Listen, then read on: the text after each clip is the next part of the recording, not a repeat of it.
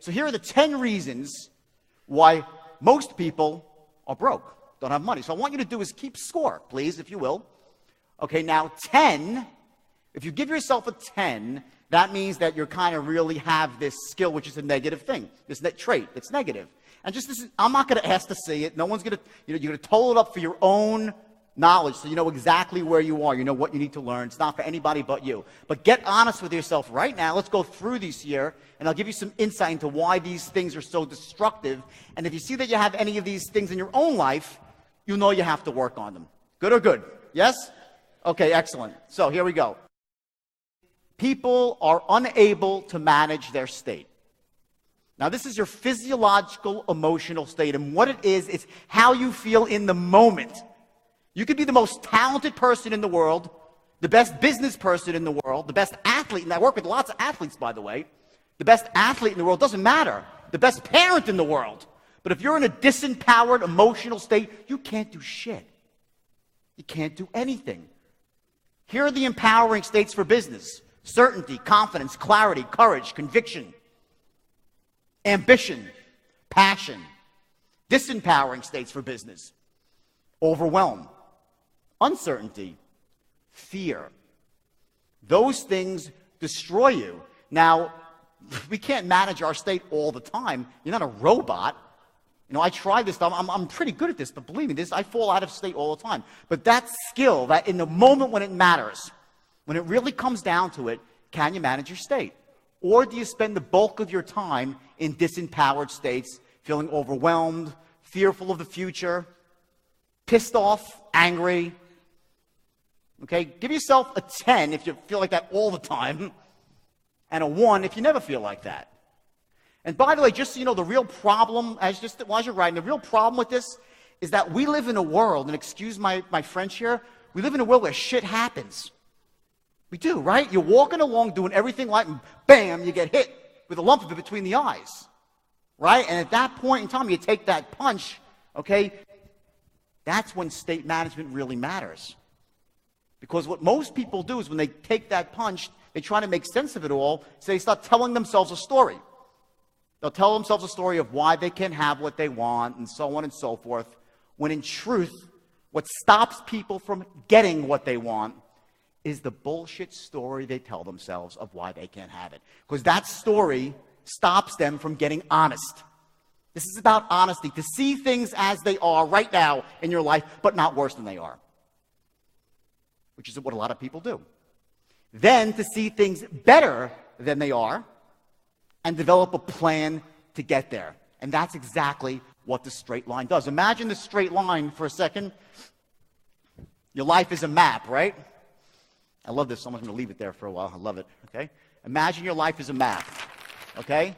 This is where you want to get to, your goal, wealth and success. Who here wants to be wealthy and successful? Raise your hand and say aye. Everyone. Anybody not want to be wealthy and successful? Take a bathroom break. It's a good time. Because by being around me, I used to say, if you want to get rich, just walk behind Jordan. Money falls out of his pocket. I'm not that organized sometimes, okay? So you get wealthy, just be around me. Here we go. This is where you want to go, okay? The straight line is the perfect, just accept it for right now. Put the skepticism down for a second. Imagine the straight line being the perfect way to get to where you want to go. And you know me, let's say you knew me for 3 or 4 years, and you'd seen all the people I've turned into millionaires, all the money I've made for people. You really knew the kind of guy I was, my altruistic sensibilities, despite the fact that I made huge mistakes in the past. I'm not a perfect person. But just imagine for right this moment that you knew everything I was saying was true. The straight line was the perfect formula. Let me tell you something. If you don't have a starting point, I can't draw a map for you. The straight line goes nowhere without a starting point. What you need to do is get honest with yourself, see things as they are, not worse than they are, then see them better than they are, develop a plan to get there, and this is your goal, your vision for the future. Make sense? Yes or yes? Okay, great. Give yourself a score. Next reason people are broke, they set impotent goals. Here's the deal. And you're going to know this is true when you hear it because it's a basic truth of life. The reason that most people are not successful or not wealthy is not because they set their goals too high and miss them. It's because they set them too low and hit them. Get that? It's not because you set your goals too high and miss. You set your goals too low and you hit them. And you get caught up in the average daily struggle of averagism and mediocrity. That's what kills people. Everybody raise your hand for a second, please. Raise your hand. Now raise it as high as you can.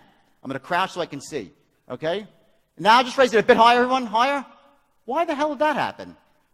I say raise it as high as you can. And everyone says, okay, then a little bit higher. Okay, well, if you really mean it, right? You get it? It's that extra inch. That's where you want to set your goal. Not pie in the sky and out of control like it's never going to happen. Because that's a load of crap, too. People that set those sort of goals, they abandon those goals. And we'll get to that later. But the idea here is you want to set the goals just above your comfort zone. So now think about it for a second. Think about your goals right now. How do you set them? Are you setting them very low and hitting them? If that's the case, then give yourself a 10. Are you setting goals that don't inspire you? Some people set goals that might be high, but they're crappy goals.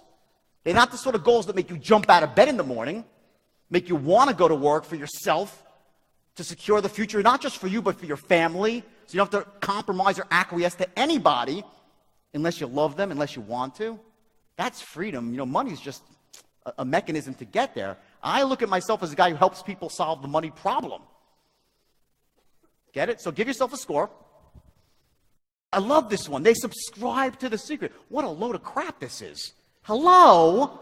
I read this book because I was in disbelief because people will tell, here's the strategy for success of The Secret, right? Go into your house and into a quiet room and you close the lights, draw the shades, and sit on a couch and visualize a big fat check. 25 G's, $1,000 US, okay, with your name on it. And I want you to imagine that check and just make that check go bigger in your mind and make it real, more real, and just put it out into the ether of the universe and the law of attraction will take hold. Just think about it. Bullshit, right? Hello? If that's your strategy for success, the only thing that will show up in your mailbox is not the check, it's a freaking eviction notice from your landlord. They'll be towing away your car. Your wife or your husband will be over the next door neighbor, and you'll be still saying, where's the check? Where's the check? Where's... Okay? The Secret is a load of crap. Okay? Do I believe in manifestation? Yeah! Damn straight I do. But you got to take action. I'm one of those unfortunate people. I tried it. I really did. I swear I tried it. Because I read the book and said, well, let me try, you know? So I sat there and I prayed for the check. Never came. But when I went out and started taking action, guess what? The check came with an extra couple of zeros attached to it. So if you're the sort of person, no judgment being passed here, just a little judgment being passed, that subscribes to The Secret, give yourself a big fat 10. And if you subscribe to the world of action, give yourself a 1. Limiting beliefs. These are killers. There are 2 I want to focus on right now. There's lots of them, but the point is this. There are 2 types of beliefs I want to describe right now. One has to do with life. One has to do with money. Let's go to the life belief first. Will it work? Poor people believe they are creatures of circumstance. That means that the life happens to them. You get that? While rich people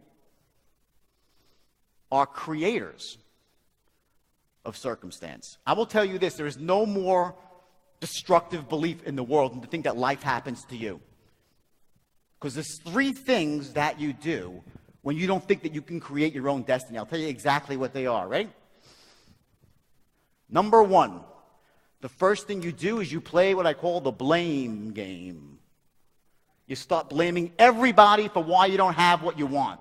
You'll blame the government, you'll blame your family, you'll blame your spouse, you'll blame your boss, you'll blame the economy, you'll blame the people on Wall Street, which probably deserve some blame, but you'll blame anybody and everybody when you think the world happens to you. You're powerless. The second thing you do is you justify.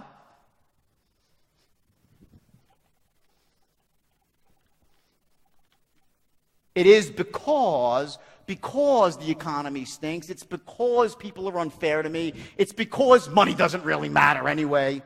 Bullshit. You all know that. I live on love alone. Really? Go bring that to the bank and pay the rent. Hello, okay? I love love. I'm in love. I'm the greatest woman in the world. I'm going to get married next year. for the third time, unfortunately, but I'm getting married next year. Great woman. So I know that, but money's money, right? They justify. Third, and this is the worst one of all, so write it down in big letters. They complain. I hate these people. You know why? I'll tell you why. Because I do believe in some laws of the universe. I do. And one of them is that what you focus on expands, gets bigger, and what you focus on, you attract because you move towards it. If you're focusing on something, you attract. So here's what happens. When you're complaining, what are you focusing on? All the shit in your life. So guess what happens to you? You become a giant shit magnet. Get the picture? I don't want to be around because they attracted to you. You got to get away from them because when you hear someone complaining, it might hit you too. And it's the worst of all. That's what complaining does. So if you're a person that believes that, you're a creature of circumstance, life happens to you, good luck. I don't think any of you are like that. You know why? You wouldn't be in this room. How about that? People that believe they're creatures of circumstance, they don't show up to rooms like this. They just don't. They'll kick and scream at the door. Like the exorcist, if you bring in like the devil into church or something, right? They'll just leave it, forget about it, it's done. They won't come into rooms like this. So you're probably pretty safe on that one. Let's go to the next belief. Poor people think money doesn't matter. Rich people value money. They know it does matter. Okay, again, I said it before. We live in a world where money matters. Now, is it the be-all, end-all? No. But money is a beautiful, wonderful thing. When you have money, you can do great things. You can help other people. You can retire your parents, take care of your children, travel, have freedom to do the things you want to do. Money won't make you happy, but a lack of it, and I've been there, by the way. I've been broke and bankrupt in my life. Not that long ago, about 10 years ago. A lack of money could be a passport to misery. So I say solve the money problem and then look for the higher things afterwards. So real quick, give yourself a score for that one. So here's one of the things that's ironic. I don't come from the seminar world. I come from the real world. I come from Wall Street. I come from the world of business. And I never met so many people who claim to be life coaches in my life. Everyone's a life coach, or a business coach, or a success coach, and most of them have never done anything. Okay, so you got to be careful. Who do you choose as your mentor? Typically, the people with no money are very quick to offer their advice. True or true? Say it louder. True or true? Damn straight it's true, okay? So be careful who you choose. Now, also, I've chosen some really crappy mentors too, but they were rich. Here's one. Remember I said greed is good in my opening reel? The movie studio loved that. What Gordon Gekko is saying there, he's saying greed is good. Greed cuts through. Greed clarifies. And I was 24 years old when I heard him say that. I heard him say, rip their skulls out and stuff it in a garbage compactor, right? I don't remember some of the lines. They were great lines, right? The problem is I took some of this stuff to heart. And I thought greed was good. And the truth is this. Greed is not good. Ambition is good. I got to crouch so I can see you. The lights are so bright. Ambition is good. Passion is good. Greed is destructive. The first thing that happens when you get greedy, and I know firsthand, is ethics go flying out the window. It becomes about making as much as you can, as fast as you can, and you do not care who gets hurt along the way. So be careful the mentors that you choose. Don't choose the slubby fat guy in his undershirt with the whiskers on his chin who's never done anything but been a bum. A lot of those people on the phone, they're life coaches. You don't know who's on the other end of the phone on the internet, right? It's true, which can work to your favor. I'll get to that later. For those of you who want to make money really fast, I have some amazing stuff. You're going to make a lot of money just being around me. I got some great ideas. Anyway, and conversely, you don't want to choose that sort of mentor. And when you model someone, when someone becomes your mentor, remember this. You don't have to model the entire organism, right? You can take a piece of them. Take the ambition, but not the greed. Take the strategy, but not some of the other stuff that comes along. So write down your score. If you got good mentors in your life, give yourself a 10. If you got lousy mentors, give yourself a 1. No, you got good mentors, give yourself a 1. Lousy mentors, give yourself a 10. I'm sorry. They're controlled by fear. This is a killer. We all know this. And there are basically 3 ways to process fear, to manage fear. Let me tell you what they are. Number 1 is to pretend that fear does not exist. This leads to a place I call, I'm going to write it right here. Flip the chart. Wish I was taller. Okay, the biggest, baddest, I'm 5'7", 148 on a good day, okay? So here we go, ready? First way, okay, when you manage fear, right, is you ignore it. You pretend it doesn't exist. And here's where you end up. In a place called poverty and misery. If you try to convince, I'm not scared of anything. I'm not taking action. I'm not starting my own company. I'm not going out there and trying to strike it rich. It's not because of fear. And then what do? So you tell the story. You get it? That's not what you'd say to anybody. What you would say is, money doesn't matter. It's too difficult. I don't come from a rich family. A guy like me is not cut out for that sort of stuff. Oh, it's not important anyway. Those people, rich people, are all idiots. All the stuff that we hear.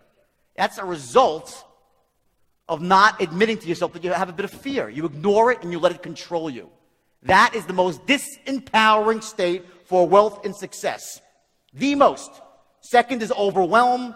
Third is uncertainty. And along with that, confidence. Second way, I'm going to leave the third one for last. The second way, which is, let me click here.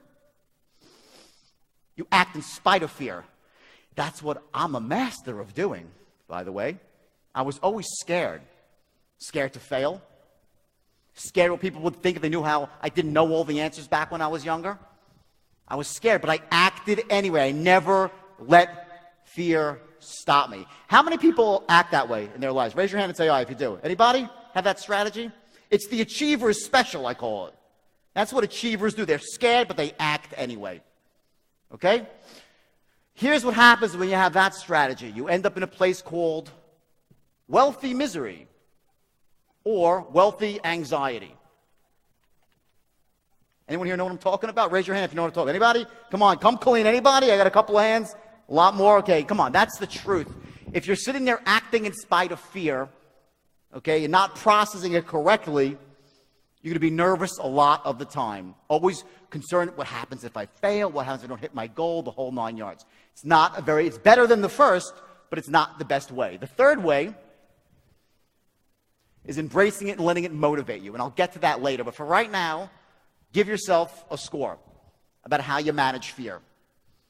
Do you have the achiever's mentality, where you process fear, but you act, but you're scared all the time or nervous? A lot of people like that. Give yourself a score. This is what poor people always do.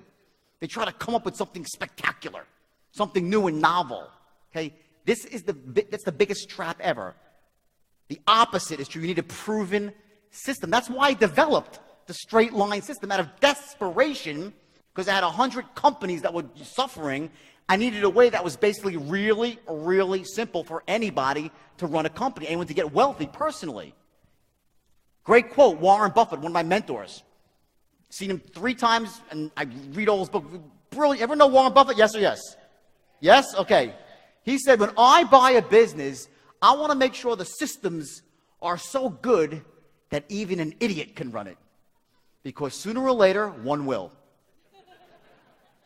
Okay? So, when you go out there and try to earn money in the past or right now, are you using a proven system, or are you trying to reinvent the wheel? If you're trying to reinvent the wheel, give yourself a big fat 10. If you're using a system, simple, proven, effective, give yourself a 1. This is going to be like golf. The lower, the better. It's a golf score. They're lousy at business. Manchester Farms Meat and Seafood. That was my first business. I started when I was 21 years old. In fact, I started my first business really when I was 9 in a paper route, knocking on doors, expanding my paper route. I made good money when I was 9. When I was 12, I started shoveling driveways after snowstorms, making $20 a pop. Doing pretty good after snowstorms. In Kuala Lumpur, you'd go out of business real quick. Not a lot of snow around here. When I was 16 and a half, I hit it big for the first time. And I was going down to, this would do really well in Kuala Lumpur. I would go to the local beach when it was hot during the summer, and there was a long walk to the concession stand, and I'd go with an Italian, a cooler with Italian ices, chipwiches, and fudgicles. And I started making big money, $600 per day, when I was 16 years old. I was making $20,000 to $30,000 every summer in 2.5 months, and I used that money to put myself through college. My parents didn't have money. I put myself through school working on the beach.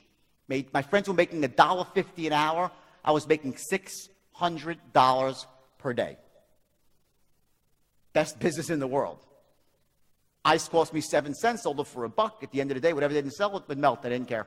No cost of goods sold. Who's in business, by the way? You know that's a great thing, right? Great thing, okay? The problem happened with that Manchester Farms Meat and Seafood, which was my first real business in the real world. Can we put that slide up, please, of the seafood? I started that company, I started that company from scratch with 1 truck. I answered a blind ad in the paper, and I worked for someone else's company for about 2 weeks, figured it out on my own, bought my first truck, and started going door to door selling meat and seafood. Within 7 months, I had 26 trucks on the road and was a millionaire, 21 years old. And I was making money. I bought a beautiful red Porsche, met my first wife, we got married, everything was got a pocket full of money, it was great. Problem? I was making every mistake in the world about business. I had no experience. Business is not a skill that you're born with. You're just not. It's something that you learn. The problem with most people, they just don't know how to do business. No one ever taught them. They don't teach it to you in school. Business 101, bullshit. That's not real world business. You know, that's theoretical. You might get this. I'm not a theoretical sort of guy. Just not. You know, I'm a guy that lives in the real world. Everything I do is real world, works, been proven. So business 101 in college, yeah, it's great for some, basic stuff. It doesn't translate. I took business courses in college. I went into that business and I got buried. I thought I was a millionaire. I was actually growing on credit. I overexpanded. I was undercapitalized. And bam, just like that, I was out of business and bankrupt at 23.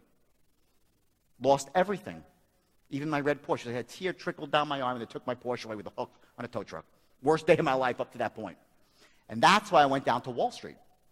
Because in my town in New York, when you want to make a lot of money, and you're young, and you're ambitious, and you can sell, you go to Wall Street. I knew some people making a lot of money there.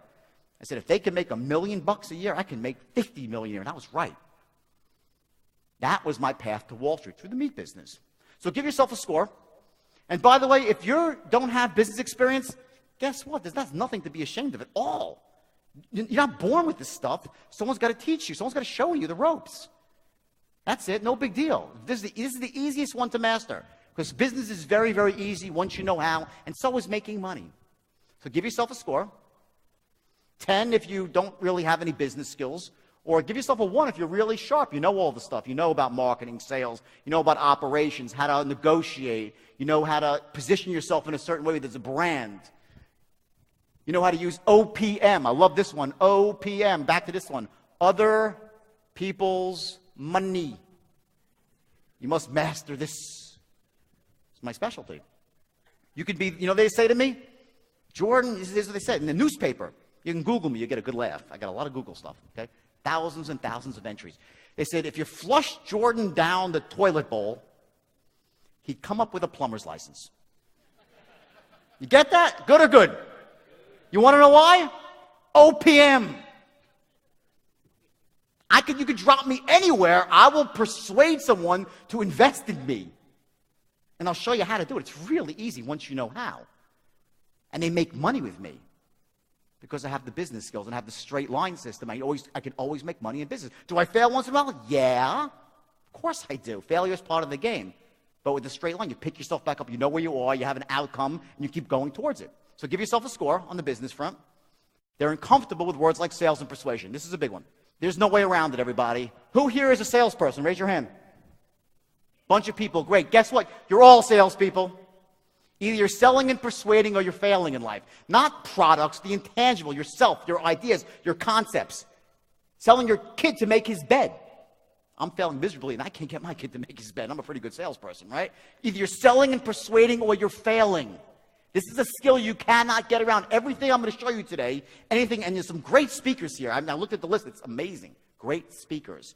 But this is an art. This mastery, or at least effectiveness, getting to be an effective persuader, is the most crucial skill that any human being can have. And here's my man, my mentor, Warren Buffett, right? Not the sort of guy that you would think is a master salesman. That's not what his life is about. Guess what? It's the single most important skill Warren Buffett has. And he said it publicly on numerous occasions. But the point is still the same. You have to learn not to be a master salesperson. That's not what it's about, or a hardcore salesperson. You have to become an effective persuader so you can share your ideas, your concepts, your visions with other people. And they'll follow you because you can show the value that you have as a human being. You could have all the value in the world as a person. You could be the smartest person. You could have the cure for cancer. You could have the next great computer chip, anything in the world. If you don't have the power to persuade, to make your thoughts known, to influence others, you can't do anything about it. You're failing in life. Originally, the first thing I came up with was a straight line. It was persuasion, straight line sales system. And it revolutionized Wall Street. To this day, by the way, every major brokerage firm uses my system. Everyone. It's the most effective way to close any human being who is closable. And I'll show it to you very, very briefly. It takes a little bit longer than 10 minutes. But when I come back here for a few days, you will learn it. It's the simplest thing. If you're scared of selling, or this is not even like selling. It's just simply going through emotions and taking someone from this point to that point in a very logical way. No pressure at all. It's the most effective way to sell. So give yourself a score. And be honest with this one, because this is the killer of a lot of people when they say, oh, I don't like sales or persuasion. Just be honest with yourself here. Give yourself a score. 10 if you hate persuasion, think it's evil. And give yourself a 1 if you're really, really good at it and you thrive with it. The biggest one of all, they slave their lives away for a paycheck. This is why most people are broke. They work for somebody else. There's no way around this. It's very simple. There's just no way around it. If you work for somebody else, there are a couple of exceptions. I'll tell you what they are. Number 1 is if you're a commission salesperson working on heavy commission. That's one way around it. Second way is if you work in a certain industry like banking, investment banking, where you can leverage off of a huge company's assets, like a Goldman Sachs or a Citibank or one of the Kuala Lumpur Bank, whatever it might be locally here. There's very few exceptions. Other than that, if you really want to get ahead in life, you have to own your own business. Now, I'm not saying you got to go out and quit your job right now. Absolutely not. I would never tell a human being to do that. When I mentor people, that's not what the straight line's not about that. What it's about is showing you how to start a business that allows you to do it without quitting your current job. That's what it's about. Without having to put up a lot of money. And if you need any money, you learn how to raise it like that. Not borrow it, raise it. Real cheaply. But at some point in time, if you want to get wealthy, and just please, again, if there's probably one other thing besides that formula that you take away from this today, you have to get into your own business. I sincerely mean that from the bottom of my heart. You have to do it at some point in time if you want to get wealthy, or else you're a pawn in someone else's game of chess.